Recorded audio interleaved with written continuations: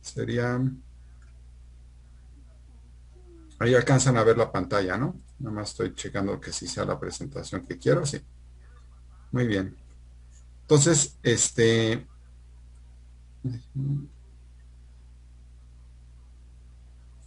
¿alcanzan a ver bien la pantalla?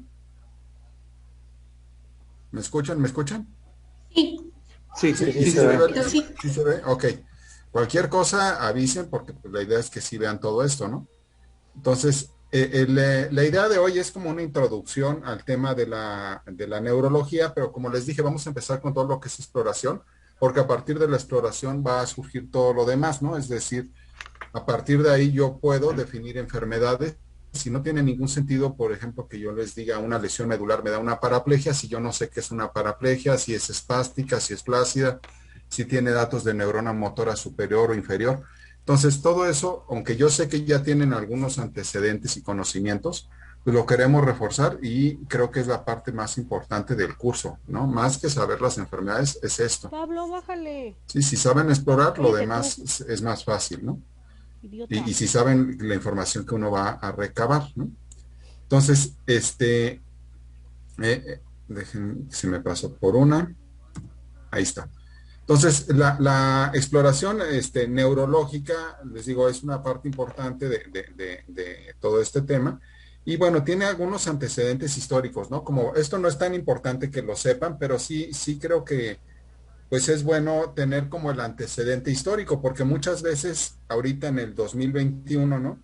Con el COVID, con las epidemias, etcétera, con la resonancia, con las quimioterapias, con radioterapia, con todas las inmunoterapias, que es lo más nuevo, ¿no? Para el cáncer, etcétera, ¿no? Pues pensamos que estamos en algo que siempre ha existido así y para nada, ¿no? Realmente tiene poco tiempo todo lo que tenemos ahorita, ¿no? Entonces, y además, también desechamos mucho los conocimientos que se fueron adquiriendo a lo largo de la historia y la verdad sí son bastante sorprendentes, porque ahorita yo puedo, por ejemplo, saber cuánta dopamina utiliza un paciente en su cerebro con estudios funcionales, ¿no? De resonancia, de PET, etcétera. Puedo saber el metabolismo cerebral y, por ejemplo, en un momento de ejercicio, de estimulación o algo, conocer totalmente su metabolismo cerebral en tiempo real, sin ni siquiera tener que hacer una biopsia, ¿no? Entonces, no deja de ser sorprendente la época que estamos viviendo. Pero también es sorprendente que en otras épocas, con muy pocos recursos, ¿no? Sin rayos X, sin nada más que la clínica y la observación, se lograran llegar a ciertas conclusiones, ¿no? Y que mucho conocimiento que tenemos ahorita viene desde esa época, ¿no?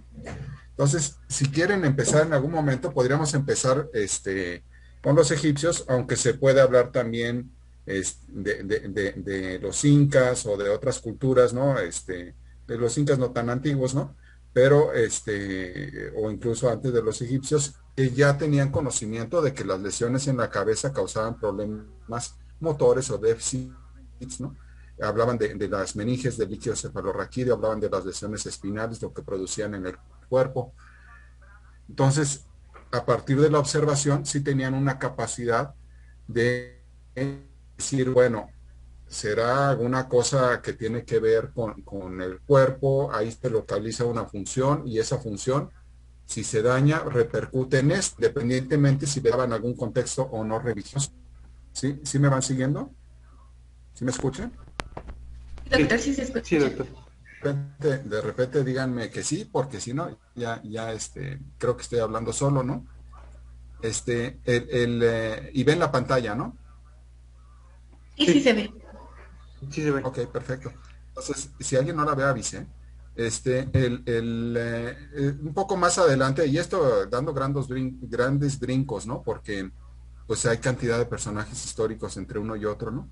Pero nada más para ubicarnos, ¿no? Por ejemplo, Hipócrates, que bueno, todos acabando la carrera hacemos el juramento, ¿no? Hipocrático, que además pues tenía varios conceptos interesantes, ¿no? De esa época de la salud, ¿no? De la nutrición, etcétera, que pues por algún motivo se perdieron después por años y se recuperaron recientemente, ¿no? Pero bueno, en esa época, por ejemplo, él ya hablaba de la epilepsia como que era una enfermedad cerebral, ¿no? No era una enfermedad de dioses o que eso pues anteriormente siempre se había considerado como una maldición, posesión, cuestión de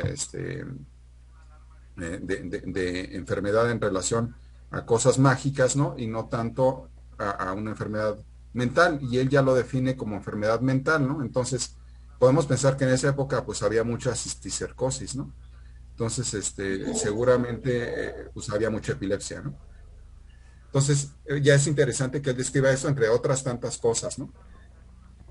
Un poco más adelante, Aristóteles, que es otro griego, no describe bien las funciones o a lo mejor las malentiende un poco, pero sí describe qué es el cerebro, qué es el cerebelo, ¿no? Que se quiere decir cerebro pequeño, y las meninges, ¿no? Entonces, pues la verdad es que ya es, pues para esos años antes de Cristo, bastante, ¿no?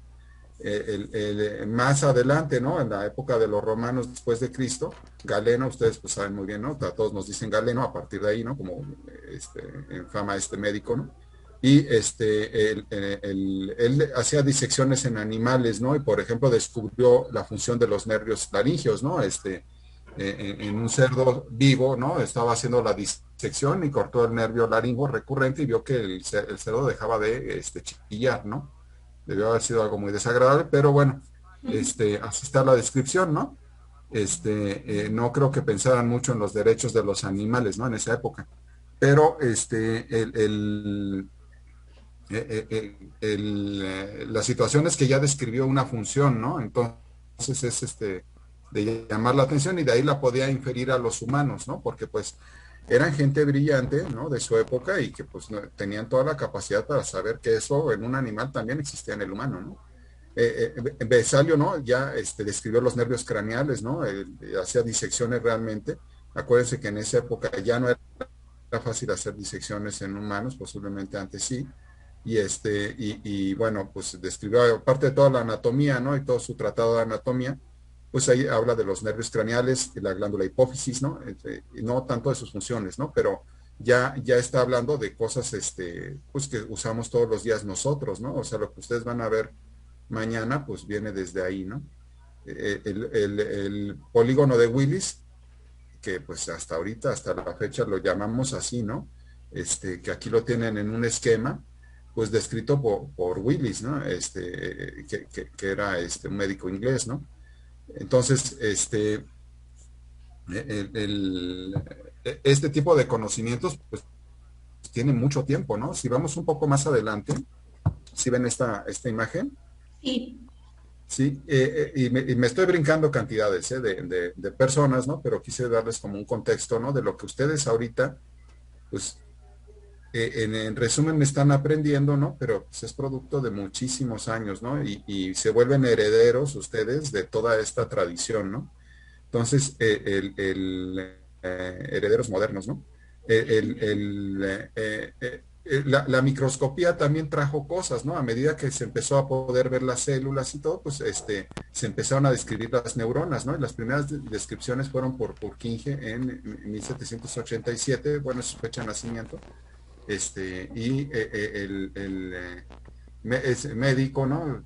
Creo que era polaco, y empezó a describir estas neuronas que están en el cerebelo, ustedes lo saben, ¿no? Y pues vendría siendo las primeras descripciones de neuronas, ¿no? O sea, de que este tipo de células. Ya mucho más adelante, ¿no? Prácticamente en principios del siglo pasado, ¿no? Hubo que realmente a principios del siglo pasado la medicina se empezó a modernizar rápidamente.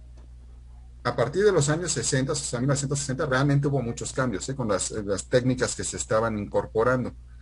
Pero bueno, la medicina pues, estaba muy avanzada, sobre todo la clínica, ¿no? O sea, lo que vamos a ver ahorita.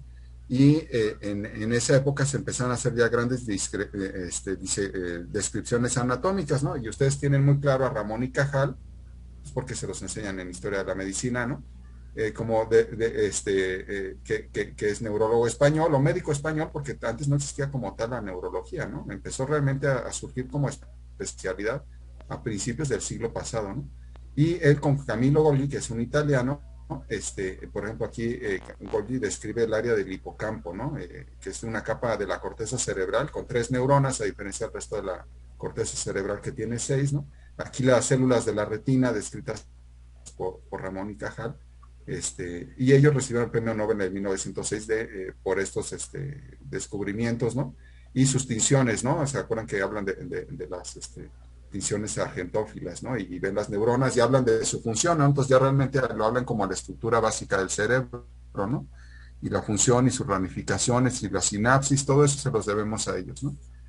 Si nos regresamos un poquito, cosas de fisiología, por ejemplo, Broca, en este año, ¿no? En 1864, describió el área de Broca, que tiene que ver con la expresión del lenguaje, ¿no? Y un poco más adelante, Wernicke, unos 10 años después, la comprensión del lenguaje un poco más atrás, ¿no? En esta zona. Entonces, cuando tenemos una afasia o algún problema del lenguaje, que decimos afasia de Broca, pues viene gracias a las descripciones de ellos. Lo hacían de acuerdo a pacientes que, por ejemplo, recibían un trauma craneoencefálico, ¿no? En esta zona y perdían el lenguaje, y pues cuando morían podían hacer la autopsia y veían que la lesión estaba ahí, ¿no? Porque pues no tenían estudios de imagen, ¿no? Obviamente ya sabían eso de la afasia, o sea, eso no es que él lo viera por primera vez en esa época, existía desde hace mucho, ¿no?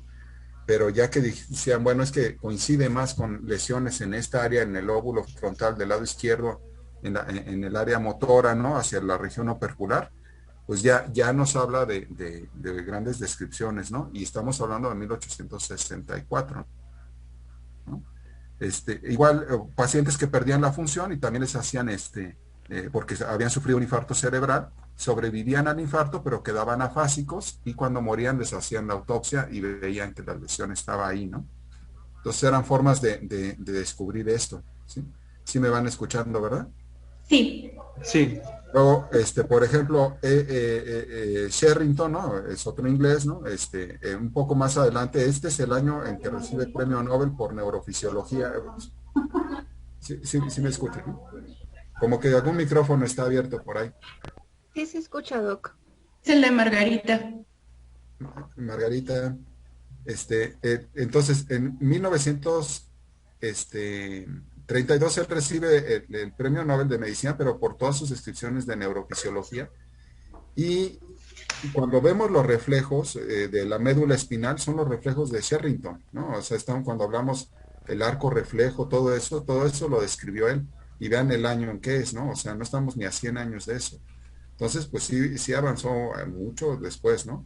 En 1949, Moniz, no sé si lo escucharon ustedes alguna vez, ¿no? Edgar Moniz, es muy famoso por la lobotomía que hacía a principios del siglo pasado, o sea, 1910, 1920. Era un método de control psiquiátrico. De hecho, él era médico y psiquiatra, ¿no? Y neurocirujano, porque les digo, pues en esa época se empezaban a hacer las especialidades, pero no existían como tal, ¿no? Entonces empezaban a conocer la gente, pues por lo que el campo que se dedicaban un poco más. Entonces, él en esa época empezó con la lobotomía. Vean que el término lobotomía, lo estoy escribiendo así, lobotomía, ¿no? No lobectomía. Cuando yo pongo lobectomía, o sea, lo que yo le pongo ectomía, quiero decir que lo quito, ¿no? Histerectomía, quito el útero, ¿no? Colicestectomía, quito la vesícula, ¿no? Lobectomía, quito un lóbulo frontal, ¿no? Entonces, pero si digo lobotomía, quiere decir que afecto la función, que corto esa sección del cerebro y afectó la función. Y entonces él hacía una sección que si nos vamos a esta zona, ¿sí ven mi cursor? La flechita. sí. Sí se alcanza a A ver. esta zona, por la órbita, podía introducir con el paciente prácticamente sedado un estilete por dentro del techo de la órbita. ¿Ven mi cara? Sí. Sí. Entonces, aquí donde tengo mi dedo, si levanto el párpado por dentro y meto un estilete y lo dirijo en forma adecuada, yo puedo con el estilete, que es pues como una aguja, producir una lesión nada más haciendo como un abanico de un lado y del otro, y entonces corto todas las fibras de asociación frontal, que es lo que nos hace pues tener actividad o capacidad evolutiva, ¿no? O sea, mi deseo de hacer algo, ¿no? O sea, hoy ustedes abrieron su sesión gracias a este lóbulo frontal, ¿no? Porque tuvieron el deseo de hacerlo o la obligación, pero de todas formas fue el lóbulo frontal que les dijo, párate y prende tu computadora, ¿no? Y y conéctate. Yo igual, ¿eh? Entonces, pero si me quitan esa capacidad evolutiva, es muy probable que pierda todo el interés y todo el deseo y toda la iniciativa, ¿no? Entonces, él, ahorita todavía es una forma de psicocirugía. En esa época se hizo al por mayor porque había muchísima gente incontrolable, ¿no? Y los tratamientos psiquiátricos, pues no existían como tal, ¿no? No había la farmacoterapia, existían algunos medicamentos, pero no con grandes efectos. Ustedes acuérdense que se usaba mucho terapias como de choque, ¿no? Con agua fría, etcétera, para tratar de controlar los cambios de conducta. Y bueno, había mucha recaída en los pacientes con esquizofrenia, con trastornos obsesivos, compulsivos, y pacientes violentos, y eso, pues esa cirugía servía para controlarlos, a pesar de que pues, realmente dejaba a la persona pues controlable, manejable, pero era no, con cero iniciativa, ¿no? O sea, era realmente se abandonó, pero ahorita sigue existiendo alguna forma de psicocirugías que ya son muy selectivas porque obviamente ya conocemos qué tractos habría que seccionar y no todo el lóbulo frontal, ¿no? Sino hay zonas específicas, por ejemplo, la anorexia y todo eso se puede tratar de alguna forma con psicocirugía, ¿no? Pero bueno, él se hizo famoso por eso, ¿no? Por esta cuestión de la lobotomía. ¿Sí les queda claro el concepto? No quito el frontal, corto las fibras que lo asocian. ¿Sí? Sí. Y de hecho, Este, el área prefrontal, que les digo, está en esta zona, se relaciona con todo el área límbica, ¿no? Que tiene que ver con las emociones, ¿no? Entonces, al momento que yo quito, y es la que la regula, ¿no? Entonces, hay muchas asociaciones, ¿no? Entonces, en el momento que yo secciono esa zona, realmente le quito la iniciativa y el placer, ¿no? Es, pero bueno, eso es por lo que él se hizo famoso. La otra aportación que él hizo fue la angiografía. Acuérdense que ya para esas épocas ya existían los rayos X, empezaban a usarse medios de contraste y él empezó a practicar la angiografía cerebral para diagnóstico, ¿no? Entonces, con un paciente, le podía yo hacer una radiografía de cráneo, pues la radiografía me enseña la estructura ósea, pero ya con la angiografía yo podía meter medios de contraste dentro del cerebro y ver cómo están los vasos del cerebro. Y esa imagen de los vasos del cerebro no nada más habla de los vasos, sino habla del cerebro, ¿no? O sea, la forma que tengan los vasos es la forma del cerebro. Entonces, había forma de decidir si había un tumor, si había un hematoma, si había una desviación, etcétera, ¿no? Si había hidrocefalia, se podía ver todo eso a través de ese tipo de estudio. Y este estudio, la angiografía, le valió el premio Nobel en 1949, ¿no? Más que por la lobotomía. Aparte, digo, y bueno, ya de ahí, pues imagínense todo lo que sigue en el siglo XX, ¿no? Todos los descubrimientos que hubo, ¿no? Por ejemplo, la microcirugía, ¿no? Introducir el microscopio al quirófano fue a partir de los años 60, ¿no?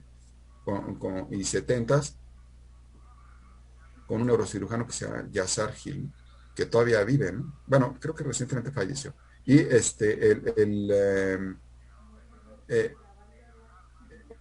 el padre de neurocirugía, el padre como tal de eso es Cushing, ¿no? Y ustedes a Cushing lo tienen identificado por el síndrome de Cushing, esta es su etapa de vida, ¿no? Él realmente no recibió un premio Nobel, ¿no? Pero sí fue un fundador de una gran escuela y de técnicas quirúrgicas y de la especialidad como tal, ¿no? De la neurocirugía, formalmente, ¿no? A principios del siglo pasado, 1910, y de ahí fue formado la Escuela de Neurocirugía Moderna, ¿sí? Y de la cual tenemos muchísima influencia actual, ¿no? Independientemente de que, pues, también existen otras escuelas, ¿no? Pero dejar de ver que la influencia fuerte, por lo menos en nuestro país, es a partir de Cushing, que es de Estados Unidos, ¿no? Entonces, este es un como marco histórico, ¿no? Le digo, Cushing pues describió el síndrome de Cushing, ¿no? A partir del cortisol, ¿no? Pero pues también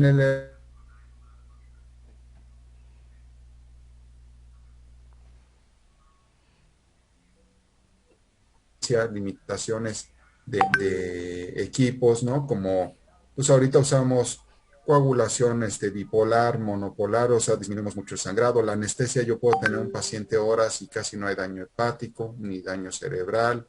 etcétera, ¿no? En esa época, pues ese tipo de cosas no eran evidentes, ¿no? No existía la microdisección, etcétera, ¿no? Pero bueno, se hizo una introducción a toda una serie de técnicas quirúrgicas para lograr operar a los pacientes del cerebro y que sobrevivieran. ¿Vamos bien? Sí, Sí. Entonces, entrando propiamente en lo que sería la historia clínica neurológica, ¿no? Nuestro tema de hoy, y viendo un poquito este antecedente, y les digo que ustedes pues, son los herederos, ¿no? Entonces, tenemos dos partes de una historia clínica en general, ¿no? Cuando vemos un tema, ustedes van a ver la historia clínica ginecológica, la historia clínica psiquiátrica, la historia clínica pediátrica, es decir, que de acuerdo a la especialidad, como que los tratan de meter un poco hacia lo que es importante para esa especialidad. De alguna forma está bien y de alguna forma no, porque finalmente una historia clínica debería ser completa, no nada más en un tema. Pero para fines didácticos tenemos que hablar de historia clínica neurológica porque le tienen que dar énfasis a ciertos puntos en este caso, ¿no? No sé si les queda claro ese concepto, ¿no? La historia clínica es historia clínica, ya que le demos alguna prioridad neurológica o psiquiátrica, etcétera, es de acuerdo pues al tipo o perfil de paciente que estamos viendo. ¿Estamos bien? sí, Sí. Entonces, como toda historia clínica tiene dos partes, ¿no? El interrogatorio, ¿no? Lo que yo le pregunto, recabo del paciente, y la exploración. El interrogatorio, pues todo lo que le pregunto al paciente, me va a orientar a la etiología de la enfermedad. Es decir, si yo le pregunto a un paciente que viene por un dolor de cabeza, pues lo que es sus datos generales, cuándo empezó el dolor, cómo empezó el dolor, hacia dónde se irradia, si le incapacita, si hay fenómenos acompañantes, la edad del paciente, el sexo del paciente, etcétera, sus hábitos, ¿no? Todo eso que yo pregunto me orienta a qué puede ser, ¿no? Ejemplo, un dolor de cabeza en extremo agudo o muy intenso, ¿no? Y me voy al dolor de cabeza porque es de lo que más vemos, ¿no? O es de los síntomas neurológicos más frecuentes, ¿no? Dolor de cabeza de inicio muy agudo y súbito, pues siempre me hace pensar en algo que pudiera ser grave, ¿no? O sea, si yo en un minuto tengo el dolor de cabeza más intenso de mi vida, aunque me haya dolido toda la vida la cabeza, pues pensaría en algo grave. No sé si alguien me quiera dar algún ejemplo de alguna enfermedad que pueda causar un dolor de cabeza súbito y grave. un accidente cerebrovascular. Sí, ¿no? Cualquier enfermedad vascular cerebral podría iniciarse así, sobre todo las de tipo hemorrágico, ¿no? Entonces, hay que tener en cuenta eso, ¿no? Y otros casos de dolor de cabeza, pues hay pacientes que les duele la cabeza a diario desde hace 10 años, ¿no? Entonces, en ese caso, pues yo pensaría en una enfermedad de tipo primario, ¿no? Una cefalea tensional, una migraña, hay que hacer una buena semiología, ¿no?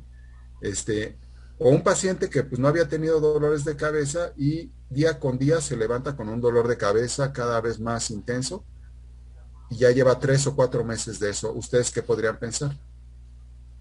Una tumoración. Sí, es correcto, ¿no? O sea, y eso es nada más preguntándole, ¿no? O sea, no tengo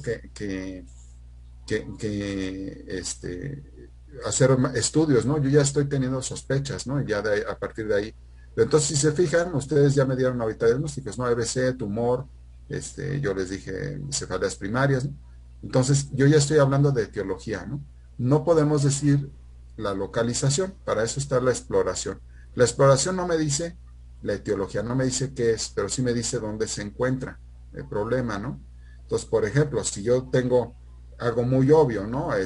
No sé, una lesión en el oído y estoy sordo, pues yo ya sé que la lesión es a partir de ahí, ¿no? O sea, pues se ve, ¿no? Un tumor que sale en el oído o algo, pues yo ya localicé la lesión solo con verlo. Bueno, cuando yo hago la exploración, pues es lo que yo busco, ¿no? Localizar dónde se encuentra la lesión y ya lo junto con el interrogatorio y entonces yo ya llego a un diagnóstico, ¿no? Entonces la exploración orienta a dónde está la lesión, el interrogatorio a la etiología de la enfermedad. En la exploración, que ustedes saben todos sus apartados, pero ahorita vamos a hablar un poco de ellos, tenemos al final de la exploración que hacer estos 3 puntos, ¿no? Localizar la lesión, y luego dar un diagnóstico de un síndrome. Por ejemplo, yo puedo tener un paciente que tenga una lesión frontal derecha, ¿no? Y el síndrome que va a tener va a ser un síndrome piramidal izquierdo, ¿sí? Entonces, un síndrome piramidal izquierdo me puede localizar una lesión frontal derecha, ¿no? Y después voy a darle y ahora sí ya lo junto con el interrogatorio y hago un diagnóstico de probabilidad etiológica. ¿Y por qué le pongo probable? Pues porque yo no tengo manos de resonancia ni ojos, ¿no? De tomografía como para decir tiene esto el paciente. Yo doy una probabilidad, ¿no? Entonces digo, pues es posible que tenga un tumor y por su sexo a lo mejor es un meningioma, etcétera, ¿no? Depende todo cómo haya empezado. Y a partir de ahí yo ya hago estudios complementarios. Los estudios complementarios, pues ya saben ustedes, pueden ser de laboratorio o de gabinete o de plano estudios de patología, dependiendo del caso, ¿no? Entonces, de laboratorio hay cosas muy simples, ¿no? Un paciente puede tener dolor de cabeza por un síndrome anémico, un trastorno metabólico, todo lo iremos desarrollando, ¿no? O ya más específicos de la especialidad, como estudiar el líquido cefalorraquídeo, proteínas, etcétera, ¿no? De gabinete, y siempre que pensamos en sistema nervioso, pues no debemos olvidar las radiografías, ¿no? Las radiografías en cráneo quizá están teniendo un poco menos de utilidad, obviamente porque están superadas por la tomografía, ¿no?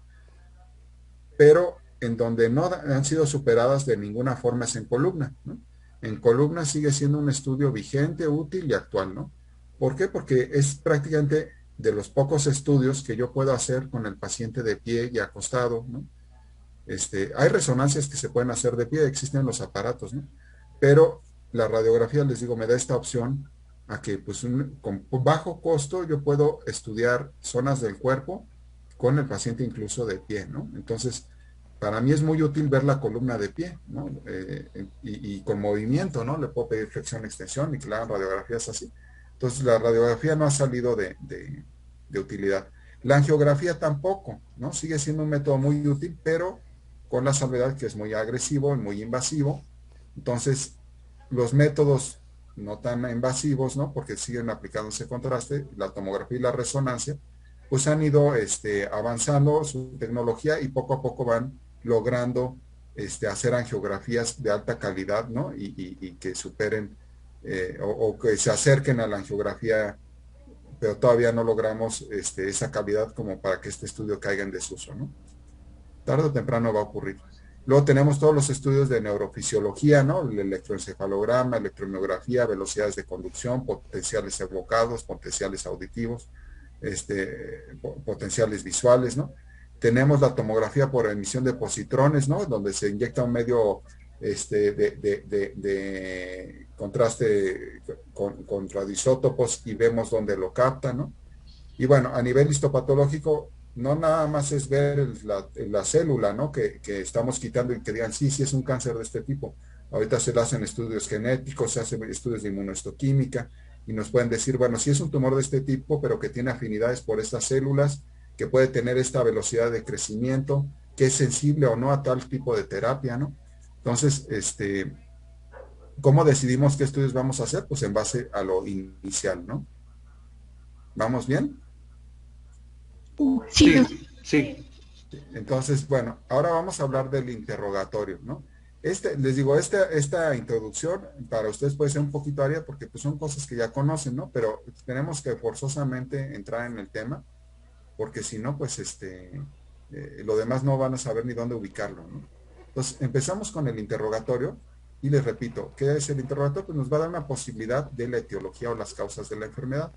Y como ustedes saben, un interrogatorio bien hecho tiene todos estos apartados, ¿no? Lo primero es la ficha de identidad y es el orden de la historia clínica, ¿no? A veces empezamos con ficha de identidad y padecimiento actual y luego antecedentes o al revés, ¿no? Cuando lo interrogamos. Pero el orden que va en la historia clínica es ¿no? Entonces tenemos ficha de identidad. Dentro de la ficha de identidad, pues todo es importante, pero particularmente dos puntos, ¿no? La edad y el sexo. Y todo lo demás también es importante, ¿no? Lugar de nacimiento, lugar de residencia, raza, religión, etcétera, ¿no? Porque pues sabemos que de acuerdo a hábitos, si tiene ciertas características la zona donde vive, etcétera, hay ciertas enfermedades, ¿no? Por ejemplo, sabemos, y digamos, no neurología, hablemos de otro tema, ¿no? El asma, ¿no? Las enfermedades respiratorias son más frecuentes las de tipo asmático en las zonas de la costa comparado con las zonas de ciudad, ¿no? Por poner un ejemplo, ¿no? Y aquí, por ejemplo, en las ciudades contaminadas hay más EPOC, ¿no? Entonces, lo saco del contexto de la neurología para que veamos cómo sí es muy importante, ¿no? En el caso de la neurología, pues, por ejemplo, la gente que vive en la zona del altiplano, aquí del país, ¿no? Está mucho más expuesta a enfermedades parasitarias como cisticercosis, ¿no? Que en particular ataca mucho al sistema nervioso, ¿no? Entonces, ¿por qué? Porque hay un problema, bueno, las hortalizas y todo lo que hay en el centro del país, ¿no? Son regadas por todas las aguas negras que vienen de la Ciudad de México y de toda el área conurbada del Estado de México, sin un tratamiento adecuado, y eso pues contamina esas hortalizas, ¿no? Y nos genera infecciones posteriormente, ¿no? Entonces, si ustedes, por ejemplo, les gusta ir mucho hacia de paseo, no sé, a Guanajuato, a Irapuato, a algún lugar de esos, y en la carretera ven fresas con crema y se las compran, ¿no?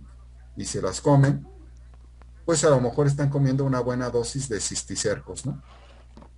Pero, digo, ¿alguien lo ha hecho? ¿Fresas con crema en un mercado? No. No, no. oh, no. Primero Bueno, se desinfectan. no lo hagan, ¿sí? Pero les digo, ese tipo de antecedentes, ¿no? Sí son importantes, pues nos pueden orientar de repente, ¿no? Pero los dos más importantes realmente es la edad y el sexo, ¿no? Si yo tengo, por ejemplo, un paciente que tiene una cefalea súbita con pérdida de la alerta y crisis convulsivas, pues pienso en una enfermedad vascular cerebral. Pero si este paciente tiene 20 años, podría ser una malformación arteriovenosa. Y si este mismo caso clínico tiene 45 años, podría ser un aneurisma, ¿sí? Entonces, son el mismo cuadro clínico, pero cambia el diagnóstico, ¿no? Nada más por la edad, ¿no? Por ejemplo, una paciente que tiene un deterioro neurológico progresivo y, bueno, tiene una hemiparesia, va derecha con problemas del lenguaje. Yo ya le estoy diagnosticando un problema hemisférico izquierdo, ¿no? En el área del lenguaje, el área motora, y voy viendo que el paciente poco a poco se va deteriorando, entonces voy viendo que es un tumor, ¿no? Cerebral. Si es un hombre, es probable que sea un glioma. Si es una mujer, es probable que sea un meningioma. Entonces, en este caso, ¿no? Nada más por el sexo, suponiendo que fuera alguien como de 45, 50 años, podríamos pensar en uno o en otro, ¿sí? No quita que también un hombre puede tener un meningioma, pero es más probable que sea un glioma porque son menos frecuentes en hombres, ¿no? Entonces, ese tipo de detalles, ¿no? Ocupación, por ejemplo, no es lo mismo que sea un médico, ¿no? A que sea un albañil, ¿no? Porque pues el otro está sometido todo el tiempo a traumatismos, a polvo, etcétera, ¿no? Nosotros estamos todo el tiempo sentados, tenemos otras enfermedades, ¿no? Entonces, la ficha de identidad, pues si se fijan, llevamos un rato hablando de esto nada más, pero quédense con el concepto que edad y sexo sí es muy importante, ¿no? Y independientemente los otros que les estoy dando ejemplos, ¿no? De que todo es importante, ¿no? Sí les queda claro el concepto que pues a veces la etiología simplemente con saber, pues tal o cual la enfermedad pertenece a tales grupos de edad o tales grupos de sexo con más frecuencia, pues yo puedo tener ya alguna sospecha, ¿no? Desde aquí. ¿Sí? Sí, Sí, doctor. queda claro. Muy bien. Ahora, luego voy a interrogar los antecedentes, ¿no? Entonces, los antecedentes heredofamiliares, los antecedentes personales no patológicos, los patológicos, los ginecobstétricos cuando procede, los perinatales cuando procede, todos esos detalles son relevantes, ¿no? Bueno, tienen que ser una historia clínica prolija. A veces saltamos alguno de ellos, pero en ninguna historia clínica que yo haga, incluso una historia clínica rápida, podría yo omitir antecedentes tan importantes como tabaquismo, alcoholismo, alergias, cirugía, traumatismos previos, ¿no? Todos esos antecedentes los tengo que comentar, ¿no? Este, porque hay muchas enfermedades relacionadas a eso. Si me voy a antecedentes heredofamiliares, pues hay varias enfermedades neurológicas que pueden tener una agregación familiar, ¿no? Algunas formas de epilepsia, algunas formas de Parkinson, de demencias, ¿sí? Algunas enfermedades degenerativas del sistema nervioso, coreas, etcétera, pudiera tener un patrón familiar, ¿no? No es lo habitual, ¿no? Por ejemplo, el Alzheimer normalmente es esporádico, ¿no? Las demencias tipo Alzheimer son esporádicas, ¿no? Pero no quita que pues hay ciertos casos que toda la familia van teniendo el mismo problema, ¿no? De cuadros demenciales, ¿no? Entonces, sí es bueno hacer un interrogatorio dirigido, ¿no? Y sobre todo, enfermedades en general, pero sí preguntar por enfermedades que prevalecen en la familia y cuando veamos un caso de epilepsia, hablar de eso, ¿no? Si ahorita se corta la sesión, ¿no? Porque dice que falta un minuto, en 5 minutos nos reconectamos, ¿no? O sea, descansamos 5 minutos y nos reconectamos. Ok. Entonces, esos antecedentes son importantes. Los personajes no patológicos, les digo, pues sí son relevantes, ¿no? No es lo mismo vivir en una casa con piso de tierra que en una casa con todos los servicios, ¿no? Las exposiciones son diferentes, las enfermedades son diferentes, ¿no? Independientemente de que pudiera, pues cualquier enfermedad darnos a cualquiera, ¿no? Pero evidentemente, pues hay cierto predominio de enfermedades relacionados a ciertas condiciones de vida o regiones, ¿no? En los personales patológicos, es interesante que ahí podemos incluir el tabaquismo,